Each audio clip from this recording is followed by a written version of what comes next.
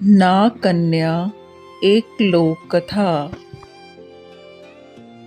बहुत पहले भारत के पूर्वोत्तर क्षेत्र में एक गांव था, मिस्मा। वहाँ एक अनाथ मछुआरा रहता था, ताराओन। एक दिन वह मछली पकड़ने गया। उस दिन मछली के स्थान पर एक नाग उसके जाल में फंस गया। वह नाग नागलोक का राजा था। अपने पिता को फंसा देखकर नागकन्या घबराई। उसने सुंदर स्त्री का रूप धारण कर लिया। वह ताराओन के पास पहुंचकर बोली, यदि तुम मेरे पिता को छोड़ दोगे तो मैं तुमसे विवाह कर लूंगी।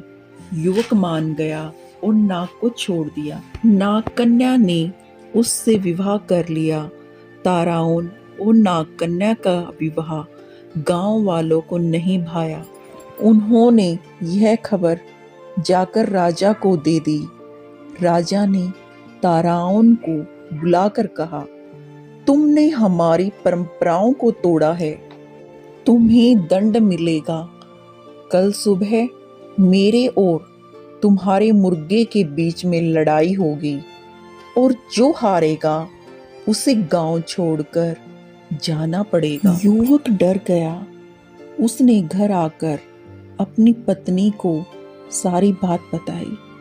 नागकन्या बोली, इसमें इतना डरने की क्या बात है? मैं अभी जाकर नागलोक से एक बलवान मुर्गा लाती हूँ।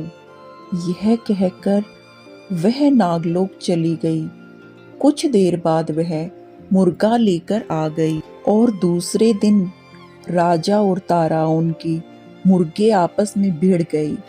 नागरिक का मुर्गा अधिक बलवान था, इसलिए परंतु वह बोला, ताराओन, इससे फैसला नहीं हो पाया है, अतः कल सुबह जो टोकरी नदी को उल्टी दिशा में बहा देगा वही विजय होगा।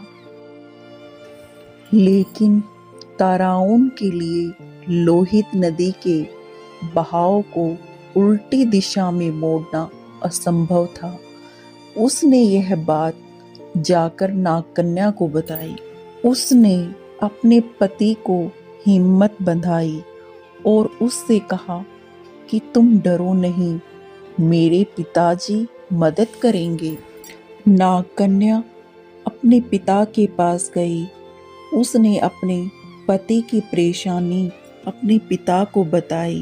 पिता ने उसे एक टोकरी दी और कहा कि नदी में डालते ही नदी की धारा उल्टी दिशा में बहने लगेगी। नागकन्या अपने घर गई और सारी बात अपने पति को बताई।